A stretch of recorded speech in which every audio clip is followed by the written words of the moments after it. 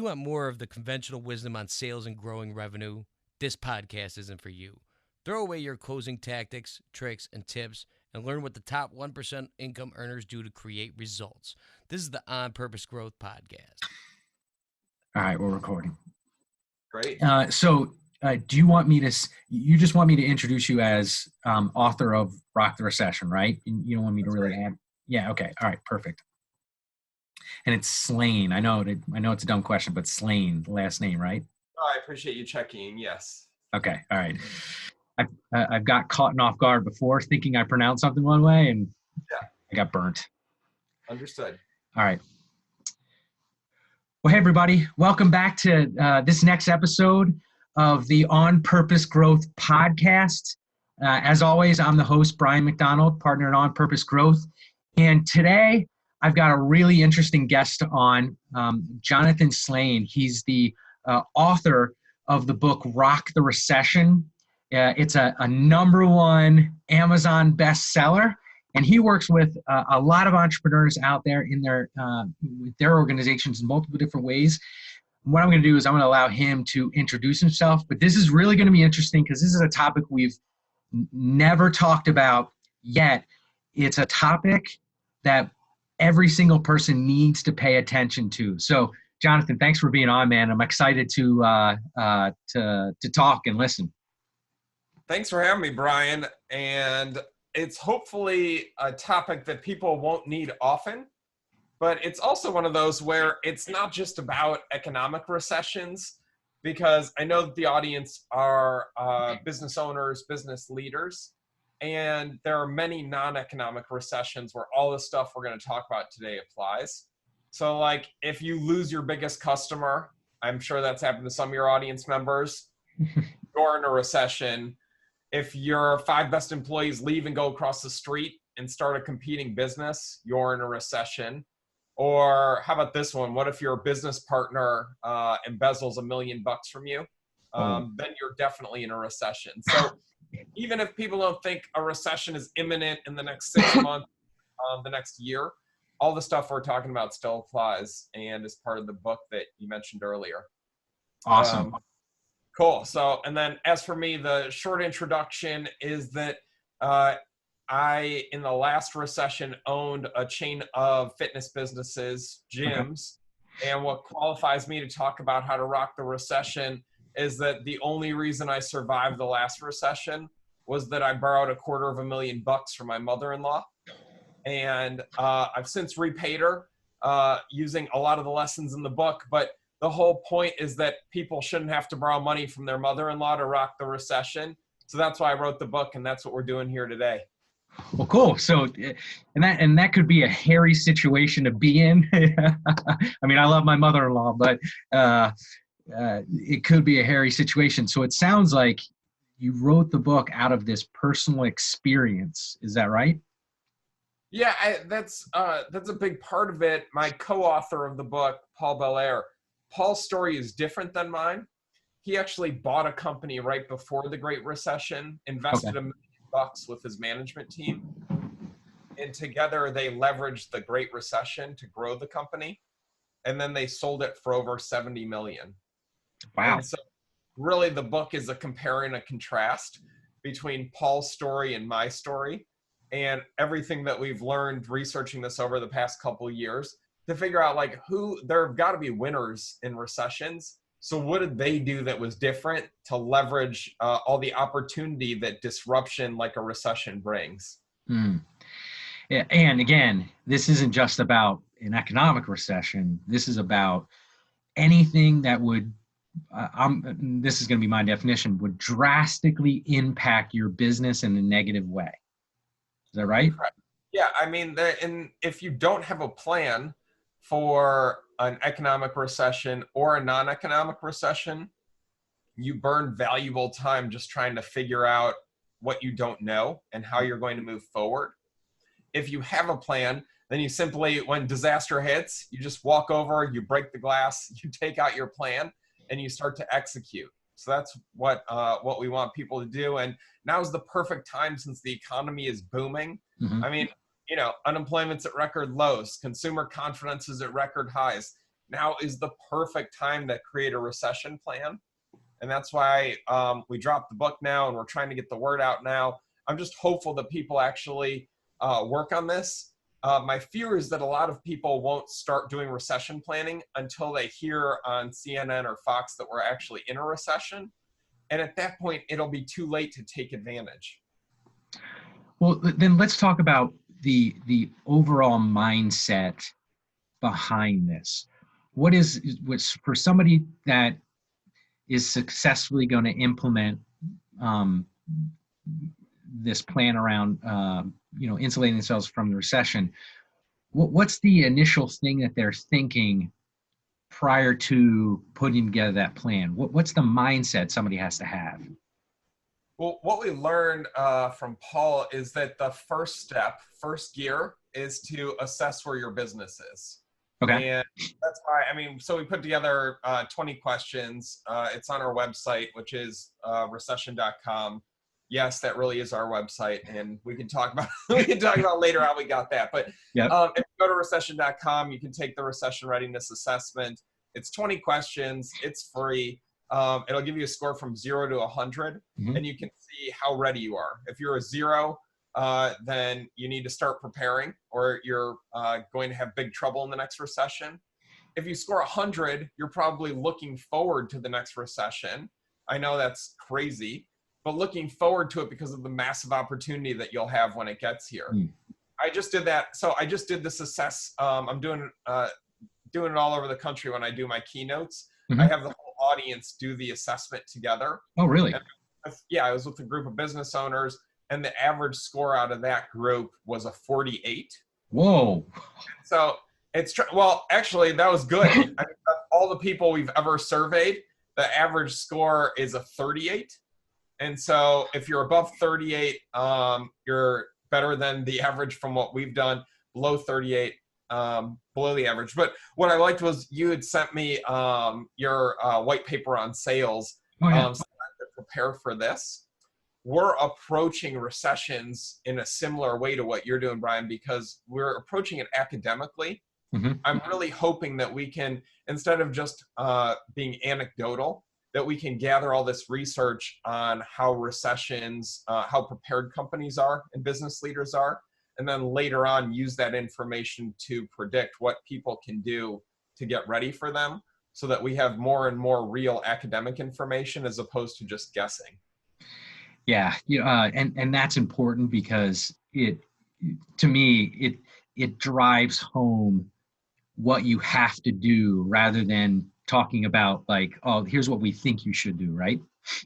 Yeah, and it's funny. I was with my daughters last night. They were 6 and 8, and my 8-year-old was trying to make a point to my 6-year-old, and she was like, "Tell her, Dad, that everything you read on the internet isn't true, right?"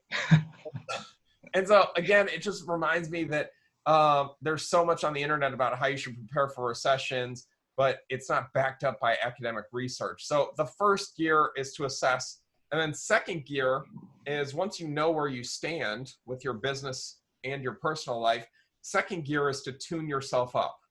So that means doing everything you can to start preparing yourself personally and your business, if you're a business owner or a leader, for the next recession.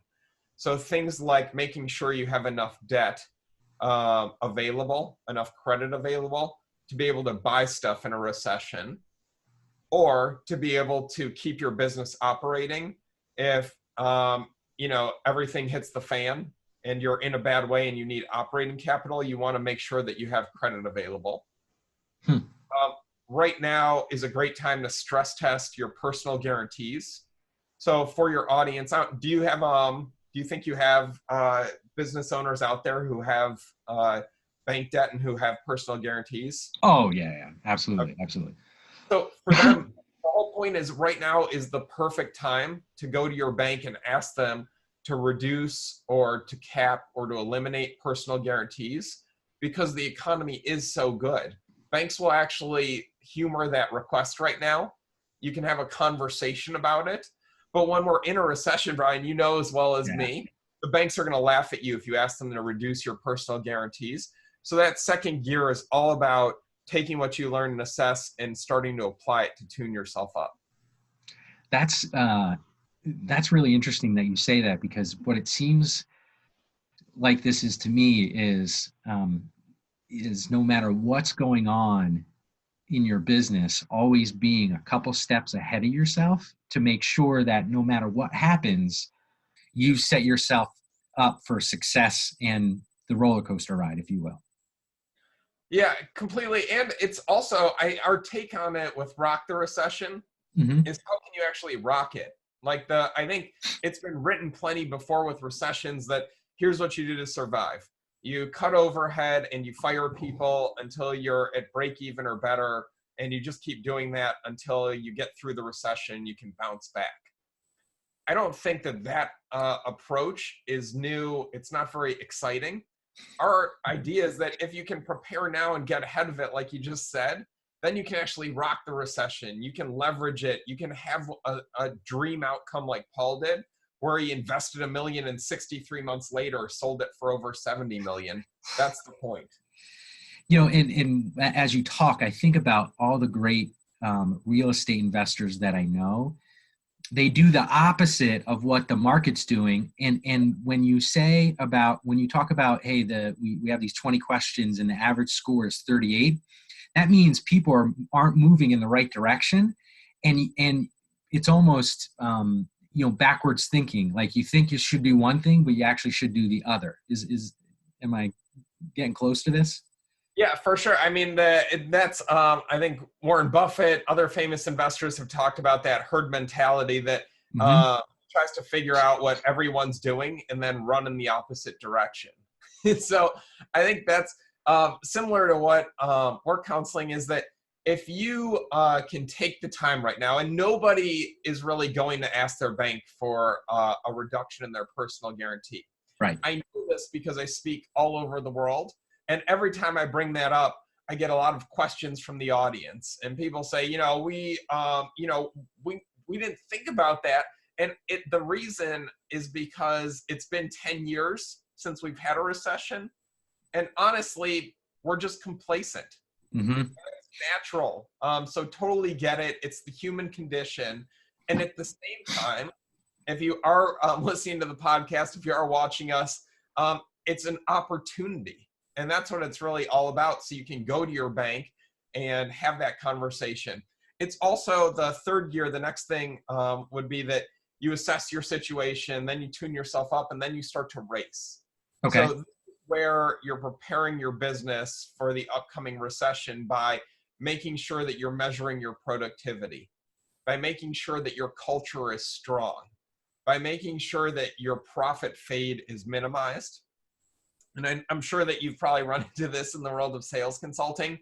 The sales guy goes out and sells the project, or he sells the job, or he sells the item for whatever price it is, or however much money it is. And then we go ahead and we produce it, and later on we collect, and it turns out that we got less money, less margin than what the salesperson priced it at. Classic. And we call that, at least I call that fade. And really for business owners or for commission salespeople, that's your net worth slowly leaking out of the balloon. And so we want to tighten all that up now. That's the race gear. Because when we're in a recession, you can't do things like that. It's already too late. You can't improve your culture in a recession because people are already freaking out. It's hard to improve culture when people are already hiding under their desks, wondering who's going to get fired next. So we need to work on all those things right now. That's why the race gear has to happen now before we're actually in a recession. If we do all that, though, that gives us entree to fourth gear, which is really stomp on the gas and accelerate. That's really the time when we're in a recession when we can do three big things, and that's buy competitors, you can buy assets for cheap, or you can hire A player people that just aren't available right now because everybody, all the A players have jobs and they're all happy. So I know that you run into that too. If I was reading in your white paper, it's like, part of this is that you may want to hire, top tier salespeople to hire A players. Even if that was your strategy, they're impossible to find right now because they're all super happy where they are. Yep. Even if you could find them, they're going to want an exorbitant amount of money to come over. And so a recession is great, though, because it makes those people a lot more available in the market, especially if you have a good plan, because maybe they'll be like, that guy Brian, he keeps pinging me once a month, and it seems like they've got their stuff buttoned down over there, and they have a plan for the recession, and it doesn't seem that my current employer has any sort of plan. Maybe I'll actually take his call the next time he calls me and just talk about what they're up to over there, because I like that they have a plan. That's great, because what I hear you saying is you become an attractor of talent, of business, of assets when you set yourself up this way. Am I hearing that right? Yeah, for sure. Because it's so much like to find A players. I hate to break this news to your audience. They're not on Indeed. No. That's like, and most of the time they're not with recruiters. Most of the time, A players, if you can even get them, find their next gig through networking. Mm-hmm. So you have to be part of their network, and they go to their networks in times of crisis like a recession. So that's where I think the audience can really benefit. If there is a silver bullet in this whole hiring thing, especially when it comes to salespeople, I think that may be part of it. Yeah, you never find a unicorn salesperson. That unicorn salesperson finds you. No, exactly. So that's why I think if people are watching, they can see people think sometimes I'm out in outer space when I'm talking about this. But the thought here is that you can't you can use this recession as leverage. So even if you don't want to buy other companies, it is a way for you to attract top tier talent. So we kind of walk through the 4 gears that are in the book. And then the last piece is really something we call the emergency brake. Okay. Which is, it's having that traditional plan that I alluded to earlier, where if all the stuff I'm talking about isn't working, you're not growing your business, it's just not happening for you, then you want to yank on the emergency brake. You want to cut overhead. You want to cut people to get your company to a place where it's breaking even so that you can just survive. Well, and what it seems to me is people go to that last step a majority of the time without going through the other steps. Right. Well, you're not going to have any time to do the other steps if all of a sudden it creeps up on you because you didn't have a plan. That's what happened to me. That's what found me borrowing the $250,000 from my mother-in-law, is that I didn't have a plan.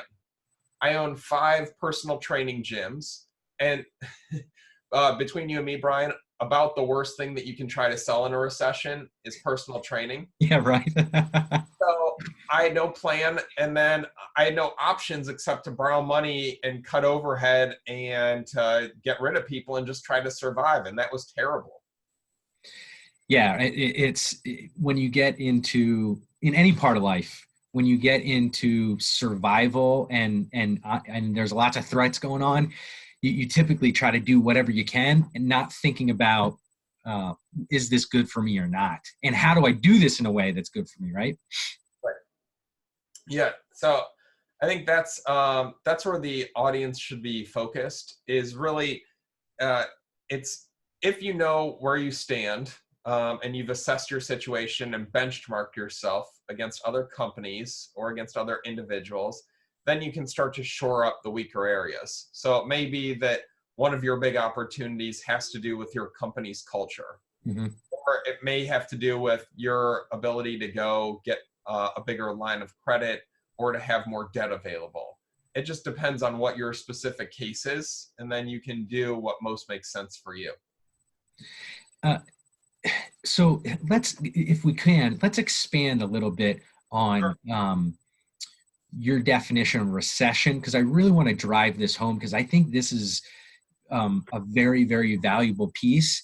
Is we're not, as we said in the beginning, we're not just talking about an economic turn.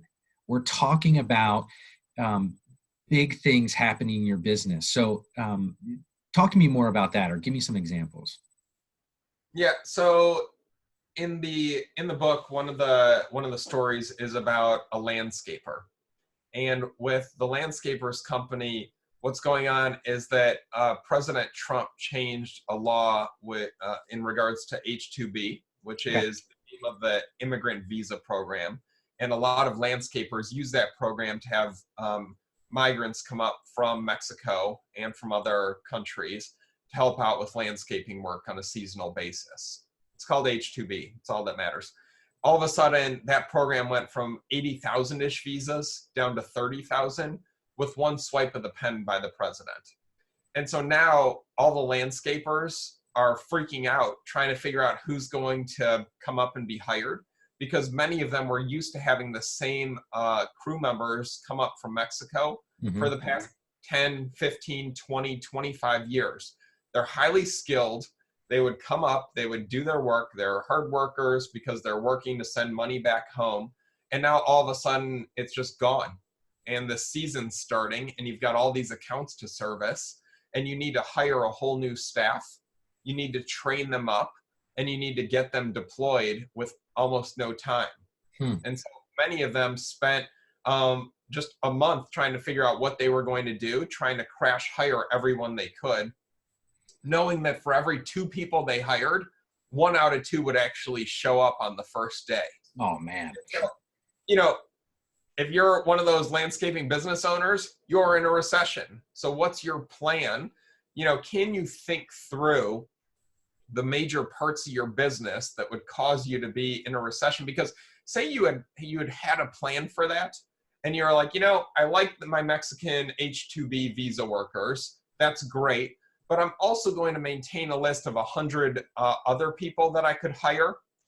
And if you had that list and you were regularly updating it, and you could have gone to that list and hired 100 people on day 1 of the crisis, you could have then gone and stolen business from all of your competitors because you had a labor force ready to go and they didn't. But because nobody in the industry really had a list or had a plan, everybody scrambled. So nobody that I've heard of got a big advantage. But for your industry, whatever it is, it's thinking through what are those big opportunities that if I had a plan and could activate it, I could all of a sudden dominate. And Brian, again, the reason I'm thinking through this is because I'm a little tired right now that everything that I hear about and read about in business books is about how you have to hustle and grind. Oh. And that's how you get ahead in the world, is that you just try and try harder and you sleep less and you just grind and you have a side hustle and you improve yourself and grind. So I appreciate that's always important. I'm a grinder, so I appreciate that. And at the same time, if you can set yourself up to leverage a massive opportunity like a recession, whether it's economic or non-economic, then why not set yourself up for that to have 10x growth without having to hustle and grind and pray and hope? Yeah, pray and hope, and it was never a good plan for me and anybody else that I've ever come cross paths with. But I love that you said that, because that grind and hustle mentality, that narrative out there drives me nuts, because us entrepreneurs, we're always going to work hard, right? We're always going to work hard. And what I hear you saying is a way to innovate in your business, and not innovate as like produce this new technology, just innovate on the way you or your industry works to create that competitive edge. Yeah, so I think it's another legislative changes are all over the place. There's another legislative change in California that's banning single-use plastics. And so all of a sudden, everybody that has bottled water is trying to figure out where are they going to pivot to. You know, you could serve water out of an aluminum can. You could serve water out of a substance other than plastic. I don't know. Some sort of metal, whatever it may be, that's recyclable. You could serve it out of a bag made out of seaweed. I don't know what it is. But that legislative change didn't happen overnight. Like, it's been percolating through the California legislature for years, and all of a sudden it got passed. So there must be legislation in your community, in your state, that you can become aware of for your industry that's percolating through, that if it ever came to fruition, you would have a massive advantage. So some of this, Brian, is just placing a bet on a few of these ideas. I'm not saying you need to invest years and years into figuring out what you would do. But again, if you know that single-use plastics are potentially going to go away, what's the opportunity for you? What could that look like to put you ahead of everybody else? Because you know 90% of your competitors aren't going to do anything until the law passes, and then they're going to be reactive. Mm-hmm. I just want the audience to be proactive. And because we're all so complacent right now, that's what I think we've lost. Well, as I'm listening to you, what I think it is if you take that hustle and grind narrative and apply it to this space, you'll get more out of it rather than just working all the time. Yeah, and if you look like in the book, page 171, I know that because on my last call I was just talking about this. Okay, cool. I haven't memorized. Well, I probably have memorized the book, but on page 171, there's a table of all the industries that got burned. I think I say pummeled in the last recession. Okay. And the ones that held steady or grew. So I give you all the answers. So right now, if you're doing, I keep trying to tailor this to entrepreneurs or salespeople. Yeah, you're good. If you're doing sales for jewelry stores, that's not going to be good in a recession because they tend to get pummeled. So if you can start to look at how you would diversify, what other things could you sell that are at least going to hold even or go up in a recession? Think like staples, like toilet paper, toothpaste, groceries, regardless of what the economy's doing, still need all those things in a recession. Also healthcare, still need healthcare in a recession. So those are obvious ones. I think it actually gets more interesting though, when you start to think through some specialty niches. So like one thing we saw in the Great Recession is that veterinary services held steady. Really? Because, yeah, well, if you think it through, people still take care of their dogs in a recession. Mm-hmm. So if your dog gets hurt, your dog still needs to eat. People don't cut back on their pets. So what could you do to leverage that opportunity, that demographic trend? The other hot one is tortilla manufacturing. Yeah, I mean, so tacos. People love tortillas, and in a recession, I'm guessing that trend is going to continue, that people will consume as many or more burritos. So again, for me, these answers are out there, and I know that a few of these are kind of esoteric. I'm just having some fun with it, but they're available to everybody if you just do the research. Well, esoteric or not, this is the type of mindset that needs to be applied to actually see, I was going to say see into the future, but see what's right in front of our eyes. Yeah, it's there. I think we're so the other thing that's going on is I think we're also busy, sometimes busy being busy, that we don't slow down to do the hardest work of all, which is just thinking. So can we set aside some time to do some blue ocean planning, to just take a legal pad to Starbucks and just spend a couple hours thinking through how diverse is our business? How diverse are we personally? What skills do I want to work on now so that I can leverage them in a recession? And again, just to take inventory and understand where we are and start to build up that repertoire so that in a recession, we don't have to waste a lot of time pivoting. We can just immediately go there and be ahead of the herd. Yeah, and I agree that is a underutilized skill or opportunity that people should take, because in any time of trauma, if you will, or you can't think straight, right? You can't think straight. And this allows you to be able to think straight in the times where you just put the plan down. It's like disaster. This is like a disaster recovery plan for a business. All you do is you pull the book out, business continuity, pull the book out, and let's follow the steps so we don't got to think about it. Well, dude, I love that, because I also think disaster recovery is a great industry because it's recession proof. Yeah. And if you look at the research, natural disasters are occurring more frequently And when they do happen, they're causing more destruction.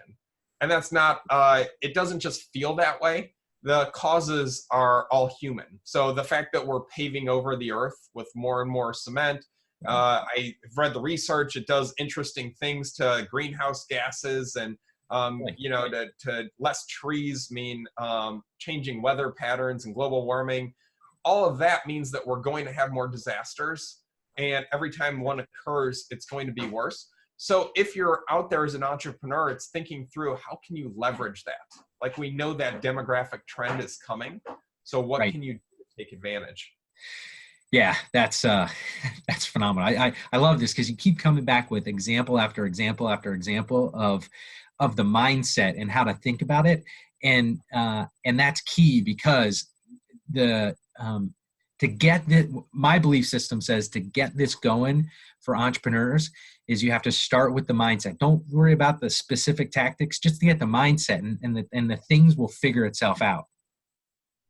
Yeah, I couldn't agree with you more, but in all fairness, you're the one that brought up the disaster thing. Oh, it's all right. That's all right. You had a story behind it. I didn't. Understood. Well, cool. So what else can you share about the book that you haven't yet? It sounds like you went through all this. I'm not sure if you went through all the steps or not. I think you did, but anything else? No, we did cover all the steps. I think that what people should understand is that the model starts with assessing. That's always the first step. And then you're going to move on to either tuning up to racing, to accelerating, or to yanking on the emergency brake. It's not linear though. I wish that I could have figured out a clean way that you always do step one, then step two, then step three. You really, after you do our assessment, you need to figure out which gear to shift into because it depends on where the economy is. Like I was saying earlier, right now, I think you would shift into second gear, which is to tune up your business and your personal life. If we're already in a recession though, I would skip that. I would skip the race step and I would just stomp on the gas and get to accelerating. Because if we're already in a recession and you're listening to this, you're not going to go to your bank and ask them to release your personal guarantee. You're just going to be wasting time. That's when you need to just go out and act. So I think that's one big thing is that the model is dependent on which cycle, where we are in the cycle. If we're in recession, if we're in recovery, if we're in expansion, if we're in contraction as an economy. Mm-hmm. But right now the economy is still expanding, still recovering. So I do first and then second gear and follow your way through. I just wanted to make that point in case somebody catches this podcast down the road after CNN and Fox have announced that we're in a recession and you're listening. Yeah. No, I appreciate you pointing that out. And it's great that you've identified like, hey, here's kind of, here's the steps and here's actually where you should start based on where the economy is. And it sounds like if people are listening to this in 2019 or early 2020, that now's a good time to start towards the beginning and set yourself up for success, right? Yeah, I think there's definitely still time. I mean, as you know, in this country, we announced the GDP figures a quarter in arrears. So that means that we're not going to have a recession event until at least mid-2020. And then we'll see what happens with the next presidential election and whether or not that keeps us out of a recession or puts us in one. Regardless, though, recessions are like the seasons of the year. And so, winter always follows fall. And all we know is that winter is coming. And we know that it's going to get here at some point. And winter is always coming for you in your business. I mean, we all go through recessions. Even the most successful businesses have stumbles. I mean, you can look at all the unicorns that we hear about because the business media loves to cover them. Facebook, it grows and it grows and it grows and it grows. And then, Zuckerberg's in front of Congress and doing hearings, and then the stock stumbles and then recovers and moves forward. Tesla grows and it grows and it grows, but then they miss their earnings or their production numbers, and then it stumbles, and then it comes back and roars forward 20%. So any business, and especially small businesses, are even more likely to be the victim of this. We all hit stumbles. We all hit recessions. So the question is, do you want to plan and have a good plan in the cool, rational light of day? Or do you want to be trying to figure it out in the emotional heat of the night when your best option, well, hold on, Brian, your least bad option is to borrow money from your mother-in-law. That was my least bad option, so I did it. But again, with prior planning, hopefully people won't have to go there. Yeah, and from talking to you and thinking about this, to be clear to people, this is not a tactic. This is a practice to apply to wherever you're at in your business, so you can survive. This is not like I think your whole style of thinking is not like, oh, we're going to do this thing. This is a practice that you do. Is that right? Is that a good distinction? Yeah, it's part of your strategic planning process. Because it's the fun part. And I know that I'm wrapping it in the recession for marketing purposes, but this is the fun part of business is, what could we do to take advantage of the market? How could we create a competitive advantage? That's what you're doing. If you don't have a recession plan, then you're going to be working least bad options, which is going to mean firing people and lowering your prices to try to stay relevant, to try to stay competitive. You're competing in that bloody red ocean where you're trying to tear apart, tear with all your competitors at the same small piece of raw meat. I want you to be swimming out into the blue ocean where nobody else is, because you have such a good plan and because you are thinking about this on a regular basis, going to Starbucks quarterly to figure out what's your recession plan. What is your tortilla factory? What is that thing, be it disaster recovery or be it veterinary services? What's the niche that you're going to focus on to make it look like you have an unfair advantage? So that when the next recession hits and it's all they're talking about on CNBC, on CNN, and everybody else is struggling, you're locked in with all the tortilla factories and you just look like a genius because you listened to us and you just thought about what you could do to position yourself for growth. Well, that's great, man. Well, listen, I appreciate you being on, and this was phenomenal information. I got a lot out of it, and I trust that all the viewers as well as the listeners did as well. So why don't you share with everybody how they get a hold of you and how you actually serve clients? Because I know there's multiple things that you do. Sure. The easiest way is to go to recession.com, and the audience can download the first chapter of the book for free. And then also, I forgot to ask you this, but if you want, I can send you a coupon code too, just for your audience, for a discount on the workbook that we have there. Oh, sure. Share it now, and then we'll actually post it wherever this podcast is posted, or unless you're not ready. No. What do you want your coupon code to be? Oh, perfect. Let's do OPG. Okay. So if they go put in OPG on recession.com, we'll just do half off the workbook. Cool. So I'll make a note for myself so I don't forget to set that up for you. And then also, I do strategic planning and recession consulting for companies. So if people are interested in having me out or in doing recession planning at their company, there's some tools on recession.com. And then also they can contact me and we can talk about what it might look like to work directly. And they can find all your information at recession.com? Yep, it's all on there. Email address is jonathan@recession.com, but all the information is right there too. Perfect, man. Well, listen, it was a fun time as we thought it would be. And I'm grateful for you taking this time out of your day, because I know you're busy and speaking all across the country and serving clients all across the country. So I'm grateful for that. And I'm grateful for everybody that tuned in to this episode of the OnPurpose Growth podcast. Again, my name is Brian McDonald, and we will see you on the next episode. Take care. Thanks for listening to the OnPurpose Growth podcast. Let us know what you thought in the comment section. For more from On Purpose Growth, go to onpurposegrowth.com. Subscribe here at BLTV for all of our content, including the daily Learn About Law podcast, Seize Your Business, Making Real Estate Fun, and Logical Logistics podcast, brought to you by O'Flaherty Law. Thanks for listening.